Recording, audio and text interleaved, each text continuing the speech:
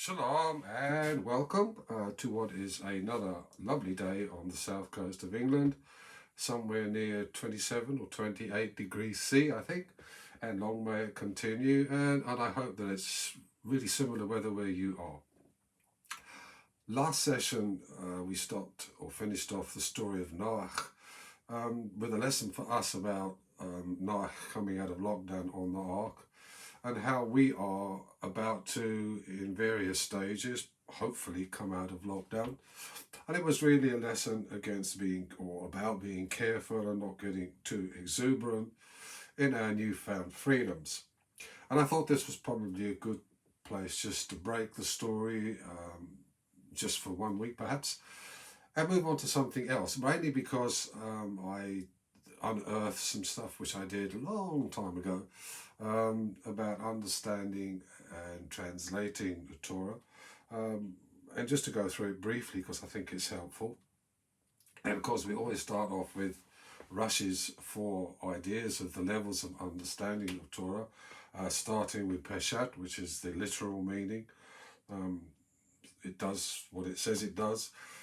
Followed by Remetz, which is the allegorical more stories within the story, a bit like the parables, I think. Dirash next, which is about inquiring about the things that we perhaps don't understand, looking at parallel verses with similar meanings throughout the scriptures, and all the metaphorical meanings.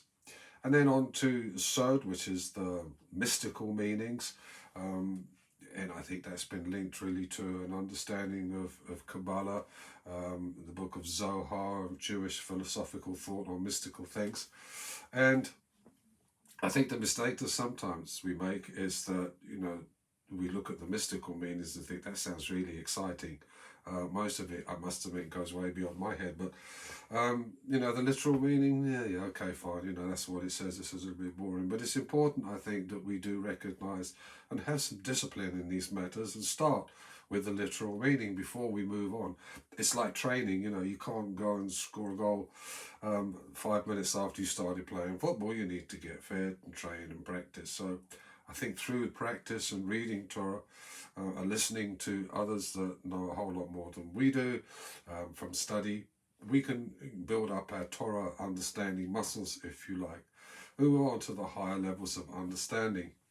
And today I just want to go through some ideas that came from Rabbi Nilton Bonda, who I believe hails from Brazil, who came up with some rather interesting suggestions which more or less parallel Rashi's understanding, but expand on them somewhat. And the first one he mentions is that as we read the stories in the Torah, that we look at the apparent realm of what is apparent, which is much the literal meaning. Things are obvious or seem so.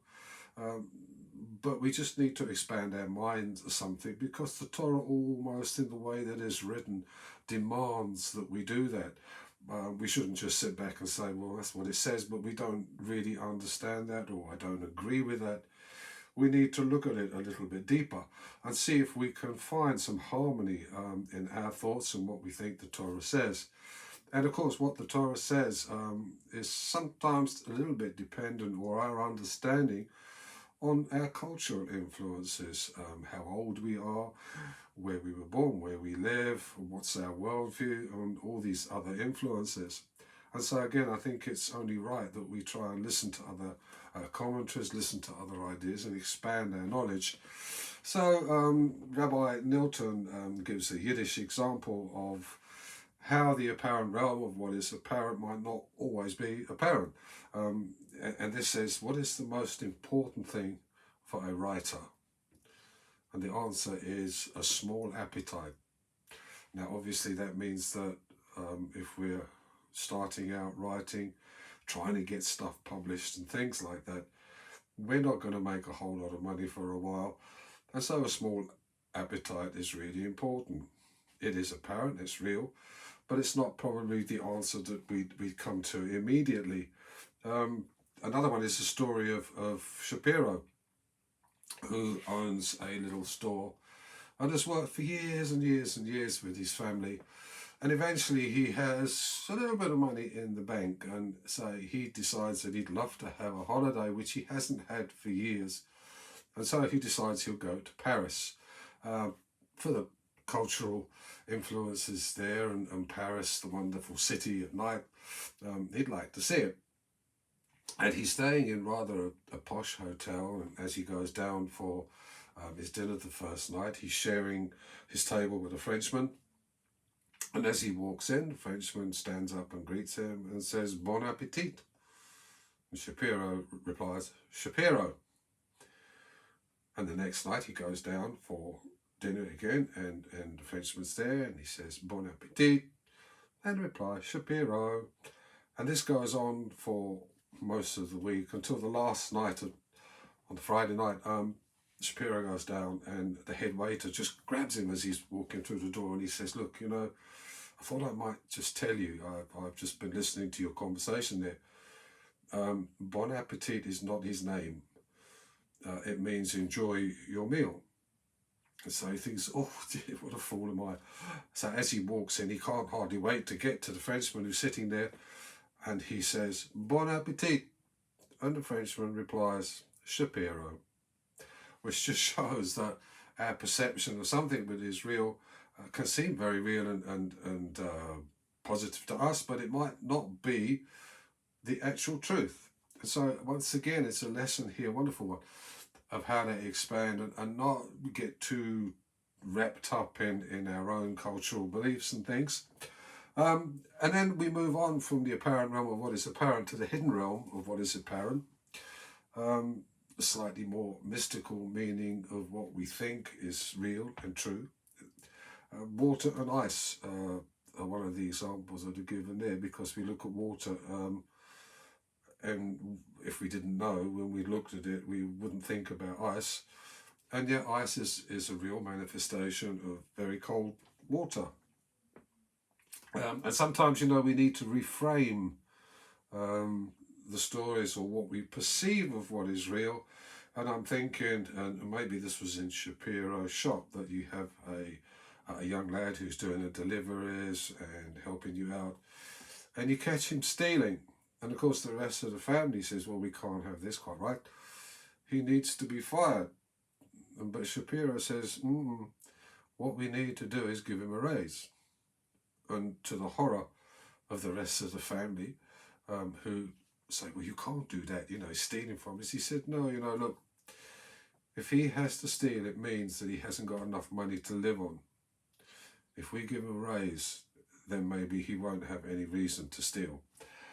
It's an idea, isn't it? I mean, I don't know if that would work, but that's an idea of actually reframing some of our perception of what's going on.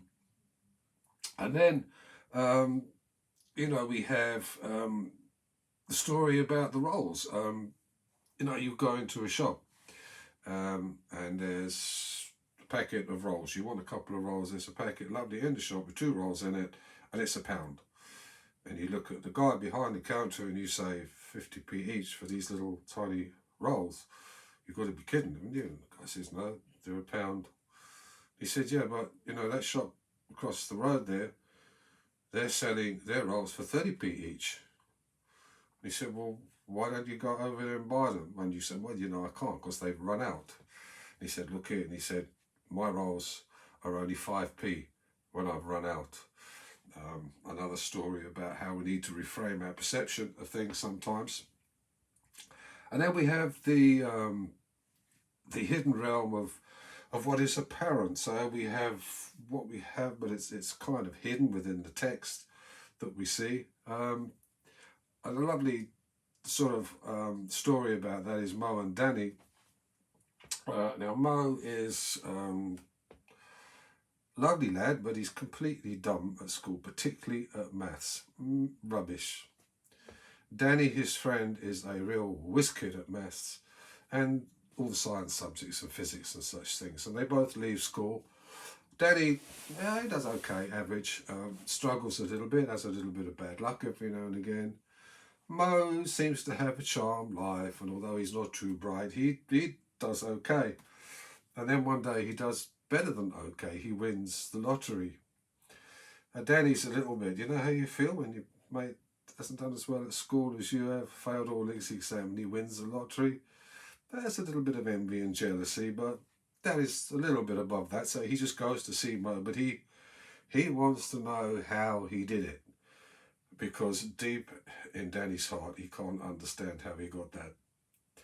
So he said, but how did you do that, Mo? I mean, how did you choose the numbers? Did they just random or did you have a system? He said, so Mo said, no, I had a system. He said, it's quite easy, really. He said, I had a dream the night before and I could see a vision of heaven.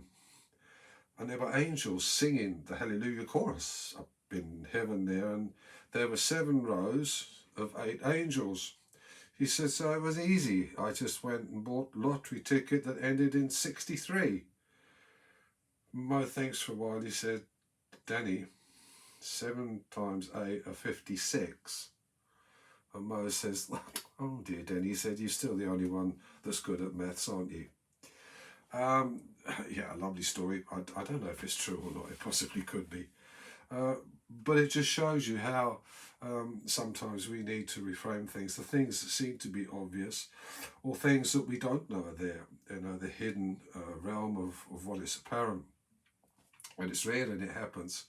And yet, if we were asked beforehand, we wouldn't understand it. So again, we need to stretch our minds a little bit and not be scared of looking at alternative answers and getting creative with our answers. And then the last one, which would match Rush's idea of Sodal, the mystical, is the hidden realm of what is hidden. And I guess really there, they give some examples of a candle, and if you've got one candle, you only need to light that. You can then go and light as many candles as you want. But it's really getting into that level of, I guess, the book of Zohar and mystical Jewish philosophy. I have found a helpful series of books. Actually, there's 3 of them, which I could recommend if you want to start sensibly getting into Kabbalistic influences without going the whole route. Excuse me. And that is 3 books on practical Tanya. Now, Tanya is not a book really, it's an anthology, a series of pamphlets written by Shlomo Zalman in sometime in the probably late 18th century. And it was an answer to all the people that used to come to him looking for advice. And Shlomo Zalman stated before he wrote the book, he said, my life is an absolute misery because I don't have any time for myself, my family. So many people are coming to see me looking for advice. So what he did, he wrote all these little pamphlets on all the common questions, or the most common questions that people asked him. And these were put together much later into a book. So it's not personal teaching from Shlomo Zalman, obviously, but you are sharing probably your concerns with the concerns of people many, many, many years ago. And Rabbi Chaim Miller, has done 3 wonderful books, I think, on practical Tanya, where he does introduce some Kabbalistic influences, especially from the book of Zohar. So if you want to move on to understanding and unpacking some of those mystical meanings in Torah, I would suggest that that's a really good place to start. Until next time, shalom and keep well.